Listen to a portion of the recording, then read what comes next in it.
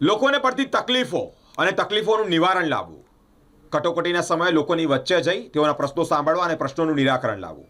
Corona જેવો કપરો કાળ હોય કે પૂરની પરિસ્થિતિ હોય, જે લોકો બેઘર થયા છે તેઓને છત આપી, ભૂખ્યાઓને ભોજન પૂરું પાડ્યું.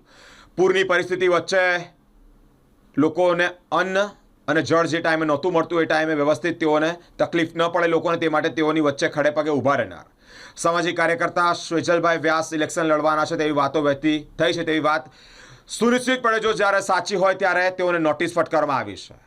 શું લોકશાહીના હકો દબાવવાનો પ્રયત્ન કરવામાં આવી રહ્યો છે?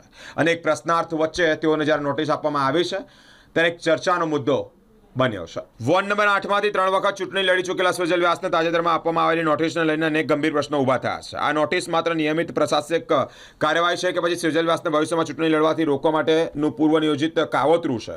ચર્ચાનો વિષય બન્યો છે. સ્વેજલ વ્યાસ સતત નાગરિકોના પ્રશ્નો ઉઠાવતા રહ્યા છે, પ્રશાસકની બેદરકારી સામે અવાજ ઉઠાવતા રહ્યા છે, પારદર્શિકતા સામે લડતા રહ્યા છે. આવા સમયે તેમના નિશાન બનાવી નોટિસ આપવામાં આવી છે. સ્વાભાવિક રીતે શંકા ઊભી થઈ રહી છે કે શું આ રાજકીય દબાણ ઊભું કરવાની કોશિશ તો નથી ને? અનેક પ્રશ્નાર્થ ઊભા થઈ રહ્યા છે.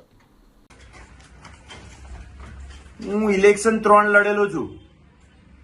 આવનાર સમયમાં લડવાની ઉમેદવારી અપક્ષ કરી દીધી છે, તેમ છતાં મને નોટિસ આપી છે કે તમે અયોગ્ય છો.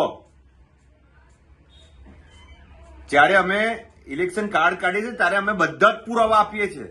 દરેક વસ્તુ બારીકીથી અમે આપીએ છીએ ને એ જે તે ટાઈમ પર દરેક લોકો, દરેક નાગરિક આપે.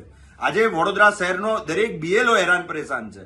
જે સોસાયટીમાં જઈને ફોર્મ ભરીને આવ્યો છે, ડોક્યુમેન્ટ લઈને આવ્યો છે, ડોક્યુમેન્ટ બીએલઓ જમા કરાયા છે, એ જમા કરેલા લોકોના પણ નોટિસ જે બીએલઓ 4 વાર ચેક કરીને કર્યું છે એમને પણ નોટિસ આપવાની. બીએલઓ પોતે હેરાન પરેશાન છે, મામલતદાર પોતે પણ હેરાન પરેશાન છે. હવે અમને એવું કહેવામાં આવે કે તમે આના યોગ્ય છો ઉમેદવારીના, કાં તો તમે ઇલેક્શન કમિશનમાં તમારું નામ છે તો તમારે હવે ફરીથી તમારા પપ્પા જન્મેલા એનું પ્રૂફ આપો.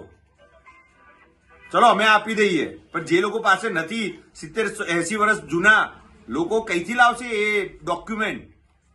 અને આ કયા રીતના ધંધાને હું ચાલુ કર્યું છે? આ બધું બધા હેરાન છે યાર. લોકો હેરાન પરેશાન, બધા હેરાન પરેશાન, સરકારી અધિકારીઓ હેરાન પરેશાન, કલેક્ટર હેરાન પરેશાન, એના નીચેલા રહેલા વર્ગો હેરાન પરેશાન.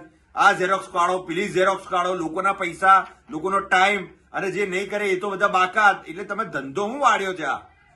આધાર કાર્ડ કરાવો, આ કાર્ડ કરાવો, પેલા કાર્ડ કરાવો, કંટાળી ગયા તમારા કાર્ડોથી. હવે આ પાછું હવે મને નોટિસ આલી દીધી. હું અયોગ્ય છું, ઉમેદવાર છું, 3 ઇલેક્શન લડેલો છું, તેમ છતાં મારી કોઈ એ જ નહીં. મને ઘેર હું લડું ના, આ ભાજપ સામે બોલીએ ના, અમારો અવાજ દબાવવાનો, લોકોનો અવાજ દબાવવાનો. એટલા માટે અમને આ ઇલેક્શન એક માત્ર માધ્યમ છે જે લોકોના અવાજ ઉઠાવવાનો અને લોકોની જે રજૂઆત છે એને સરકાર સુધી પહોંચાડવાનો. સરકારે અમને એમાંથી બહાર કાઢવાના ધંધા કરી દીધા કે તમે અમારે ત્યાં ના પહોંચો, અમે ના જીતીએ. હાર માની લેવાની તમારે, અને એના માટે અમને તમે લોકો નોટિસ ફટકારો કે સ્વેજલ વ્યાસ, મારા નામજોગ છે સ્વેજલ વ્યાસ, હું અયોગ્ય છું. 3 વર્ષથી ઇલેક્શન, 3 ટર્મથી ઇલેક્શન કેવી રીતે લડું છું? અને આ સરકાર કઈ રીતના ધંધા કરી રહી છે? લોકો કેટલા હેરાન પરેશાન થઈ રહ્યા છે. દરેક લોકોને બીએલઓનું કહેવું છે કે કંટાળી ગયા સાહેબ, અમે તો આ ઝેર પીવાના વારા આવી ગયા છે પાછા. જો બીએલઓ કોઈ મર્યા, ખાસ કરીને અમારા વડોદરા શહેરના, તો અમે આ જે કોઈ મામલતદારો છે, જે કોઈ કલેક્ટર છે, જે કોઈ લોકો આ એસઆઈઆરના જે કરતા હરતા છે ને, એમને જવાબ આપવો ભારે પડી જશે, યાદ રાખજો.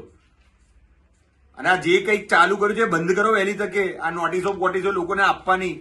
બાકી હવે અમે નોટિસ આપવાનું ચાલુ કરીશું ને તો કોઈ ઉભા રહેવા લાયક નહીં રહે.